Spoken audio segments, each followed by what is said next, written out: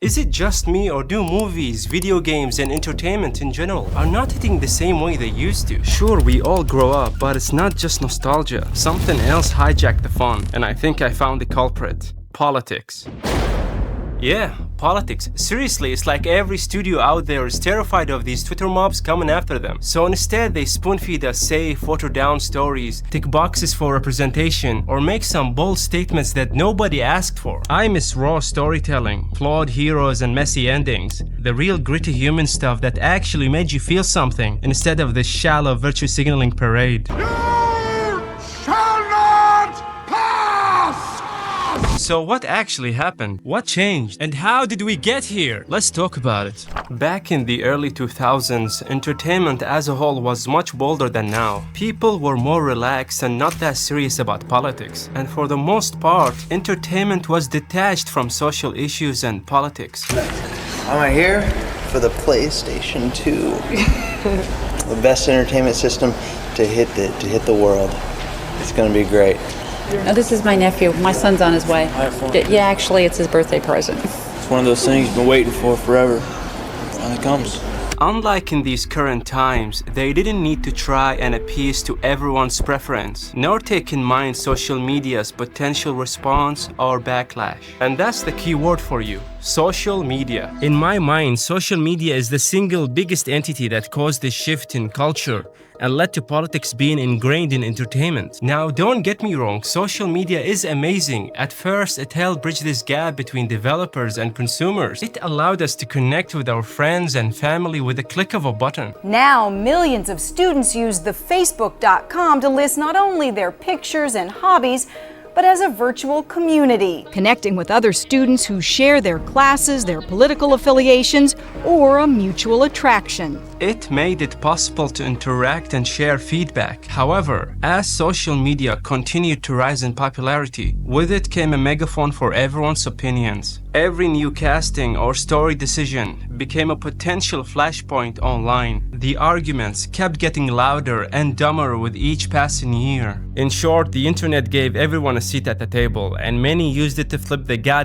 thing over. Now, I'm not going to pretend and say all this criticism was unreasonable. In most cases, fans had actual concerns to quality or fidelity to source material, but social media made even the smallest complaints blow up into huge arguments. It blurred the line between genuine critique and agenda-driven outrage. On one hand, you had SJWs getting outraged on everything they deemed misogynistic or not being woke enough, while on the other, you had gatekeepers freaking out over anything that felt too woke. Then came the rise of the fourth wave feminist movement. Okay, listen, feminist activism, especially in the West, is described in waves of rising activity and change in focus. Let me show you. The first wave was around late 1800s to early 1920s, and their focus was legal rights, especially the right to vote. Their tools were petitions, protests, and newspapers. And their vibe was, just let us in the room. Then the second wave came around the 1960s up to the 80s, and their focus was mostly on workplace equality and reproductive rights. Their tools were marches, court battles, and publishing books. Their vibe was, we want equal rights. After that came the third wave from the 90s to early 2000s, and their focus was on identity, race, sexuality, and feminism critique. The tools they used were zines, blogs, and college discourse. Their vibe was, feminism isn't one size fits all. Then the fourth wave came from around 2012 and still going. Their focus was on sexual harassment, social media activism, cancel culture, body positivity, inclusivity, etc. They used many tools, but their biggest and most powerful one is social media. However, their vibe was, hold everyone accountable. So how did studios and corporations react to this? By mid to late 2010s, they seemed convinced that to survive this new feminist wave and avoid backlash from social justice groups, they needed to pander to whatever that was trending in the cultural conversation at the time. Which takes us to the first breaking point and the most devastating one in my opinion. Gamergate. While making this video, I thought Gamergate was just some online drama about gaming and not the cluster that it actually is. I spent hours just trying to understand what it is and how it came to be. So I'm gonna try and make this as short as possible. So bear with me. Gamergate wasn't a harassment campaign. It wasn't about Zoe Quinn, and it didn't actually happen in 2014. What happened at the time and what we call Gamergate is actually the culmination of multiple previous events crashing at the same time. Fourth wave feminism, niche groups of angry men on Reddit and 4chan, legacy media, all collided like it's the Big Bang. It got so huge, even the normies took notice. And as it kept going, it got worse, and it became clearer that the majority of media is left lenient. This fact red-pilled a large number of normies, which led to the rise of some superstars in that space, like Sargon of Akkad, The Quartering, Bearing, and some traditional conservatives like Ben Shapiro and Steven Crowder, which led to more fans being aware of media and politics intervening in entertainment.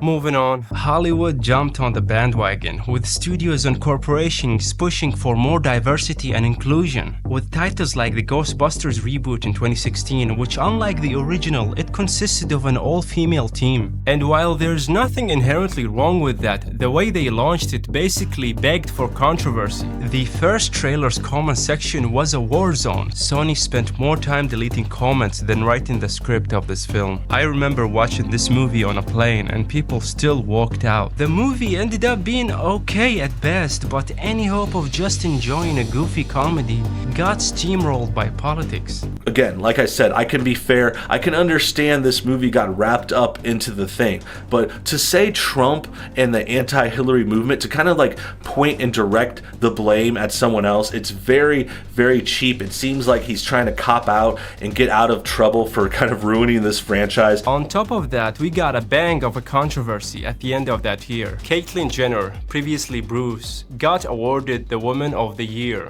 by Glamour magazine. And that headline cranked the culture war dial to 11. Overnight, every award show, ad campaign, and late night monologue started feeling less like a celebration and more like a political cage match. If you so much as raised an eyebrow, you were either a bigot or a bootlicker. No middle ground allowed. Suddenly, the Oscars weren't about great performances. They were just another tool used in the politicization of entertainment. Studios watched all of this and thought, alright, guess we'd better beat that Twitter crowd to the punch. Enter the era of corporate virtue bingo. Rainbow wash logos in June, black squares in July, Ukraine flags in August, rinse and repeat. Half the time, the marketing tweets had more social justice hashtags than the scripts had rewrites. And yeah, we saw the hypocrisy. Loud online activism, sweatshop labor off screen. But hey, don't ruin the vibe, right? It just kept getting worse, infecting even broader areas of entertainment like stand-up comedy. Before the 2010s, comedians thrived on pushing boundaries and being edgy. Watch old Patrice O'Neal or early Dave Chappelle, and you'll hear everything from religion to race roasted with zero disclaimers. Wait a minute.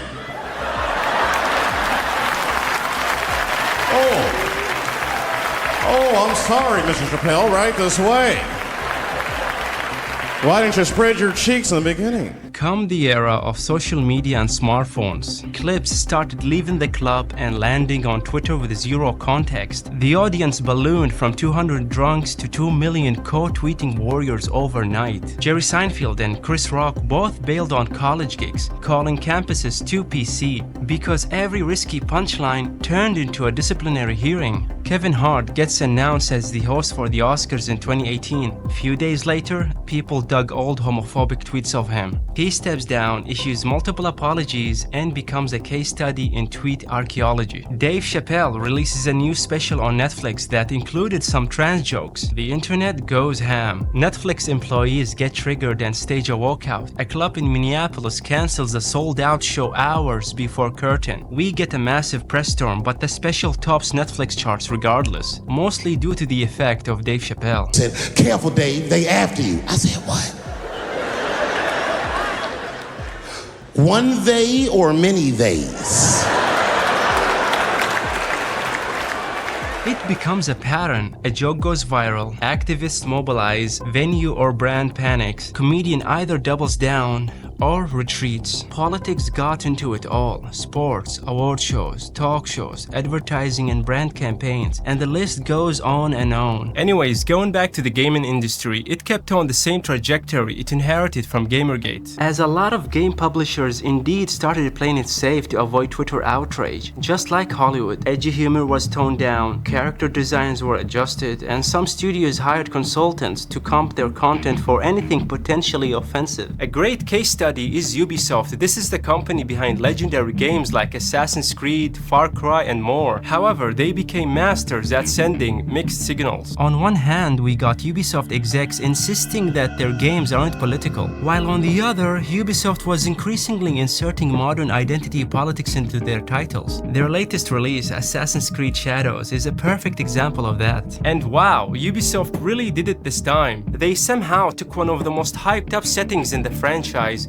feudal Japan, and turned it into a PR disaster. Like, this should have been a slam dunk. Instead, it turned to one of the most controversial launches in Ubisoft history. Let's start with the obvious, the dual protagonists. One of them is Naoe, a female shinobi. I mean, cool, that makes sense historically. However, the other is Yasuke, a black samurai. Now, Yasuke was a real person, no one's denying that, but he was not an actual samurai as per Ubisoft. They made him the main playable samurai, sidelining every Japanese character in the history of Japan. Gamers were mad, not because he's black, but because Ubisoft sold this game as authentic, and then handed the spotlight to someone who did exist but had no historical significance. It felt like forced diversity over accuracy, and fans didn't hold back. The trailer got ratioed to hell, over 400,000 dislikes. Reddit was roasting Ubisoft for ignoring feedback. Twitter was on fire. Even Elon Musk chimed in, calling the game woke garbage. Whether you agree or not, that tells you how loud the backlash was. The damage was real. Ubisoft stock took another hit. Layoffs were already happening before this, but Shadows just sped up the spiral. And it's no surprise. Fans are done with Ubisoft's identity crisis. They say we're not political, then drop trailers like this. It's like they want the praise without the criticism,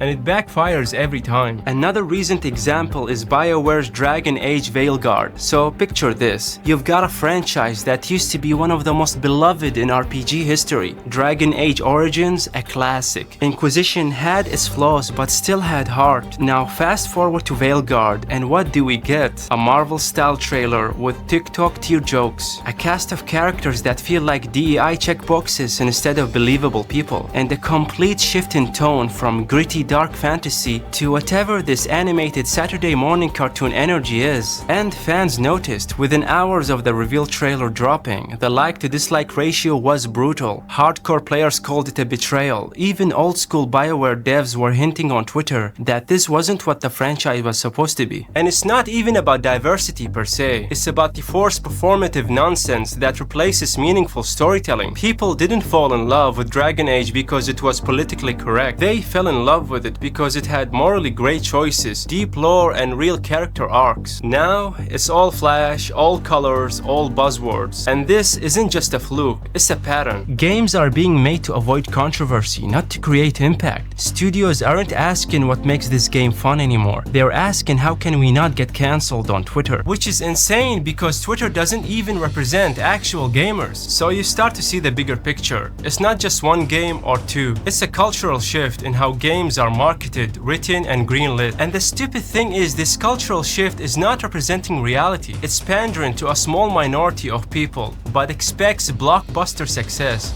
It doesn't make sense. Going back to Hollywood, another massive culprit in this whole mess is Netflix. I mean, if we're talking about the politicization of entertainment, Netflix is practically ground zero. These guys don't just make shows anymore, they push agendas. Every new release feels like it's been passed through a corporate HR filter before a single scene is shot. And one of the best examples, sadly, is the Witcher series. I remember hearing stories about witches. At first, fans were hopeful. I mean, come on, Henry Cavill is attached. The guy's a gamer, a book fan, someone who actually cares about the source material. He wasn't just acting in it for the paycheck, he was living it. In every interview, Cavill talked about his love for Sapkowski's novels and The Witcher. Did you play the video games as research? Yes, I did. In fact, I played the video games before reading the books. Yeah. I thought the books were based upon the games because anytime I saw a Witcher book, it was always game art on the cover. And after meeting with Lauren, she told me about the books. I ended up reading the books and loving them. I've been a fan of fantasy genre since I was knee-high to a grasshopper. And so, for me, it was a real treat to jump into that. And Sapkowski's writing, incredible. He was fighting behind the scenes to make the adaptation accurate, authentic, and respectful. But slowly, the cracks started to show. Writers on the show publicly admitted they mocked the books and games. The showrunners started deviating hard from the source material, throwing out entire plot arcs, rewriting characters to serve modern political narratives, and inserting shoehorned feminist themes that didn't fit the world at all. Instead of complex characters in a morally gray world, we got a checklist of representation with zero soul. Yennefer's arc turned into a disaster. Ciri became a generic chosen one. And Geralt, Henry's Geralt, got shoved further and further to the side, as if he was a secondary character and not the protagonist of the whole story. Henry tried, man, you could see it. He stayed for as long as he could, kept trying to steer the ship in the right direction. But eventually, he quit. Not because he wanted to, but because he had to. The showrunners and Netflix were so hell-bent on pushing their own vision. They ignored the one guy who actually knew and loved the franchise. And once he left, the fanbase collapsed, viewership tanked, reviews plummeted. The Witcher became another beloved franchise, sacrificed on the altar of politics. It just seems like we can't have nice things anymore. However, I think the tides are finally shifting. Hopefully. After years of feeling like every movie, show, and game came with a mandatory politics lesson and a swarm of DEI consultants in the writer's room, things are turning around. The last decade or so saw Hollywood and gaming pretty much double down on woke messaging, endless checklists about inclusion, virtue signaling headlines, even big studio presentations that felt more like sermon prep than creativity. But now, especially after the 2024 elections, you can see the change in almost every corner of entertainment. Studios are quietly backing off the DEI buzzwords and instead talking about making fun stuff again. Even Disney CEO Bob Iger said on the record that their primary mission needs to be to entertain, and it should not be agenda-driven. That's a far cry from 5 years ago. Companies from Warner Brothers to Paramount literally renamed or cut their DEI departments. Wired magazine noted Warner renamed its DEI initiative to plain inclusion, and Disney even tweaked the diversity factor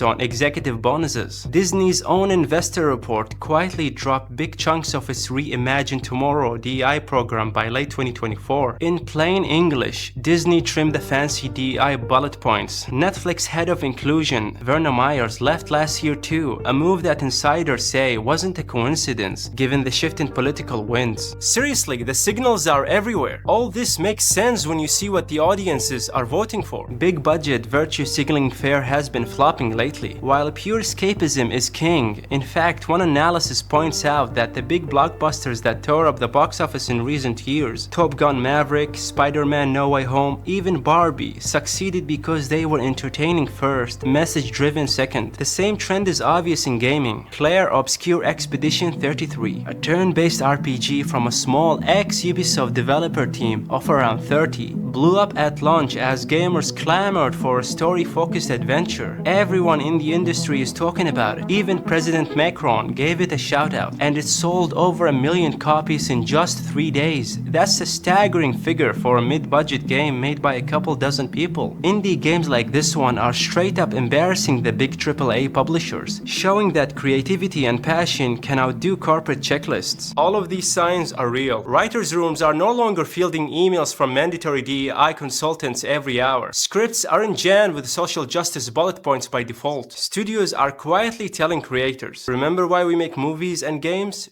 To entertain, to thrill, to make people laugh or cry, not to lecture them. People really are just tired of being preached at. They want to see something new that grabs them, not get guilt-tripped about the world every time they press play. Switch that V6 for the EV, ride around my city, you should come right with me, yeah. Feel me if you hear me sip water like a fish sip. I water to the gillies, yeah.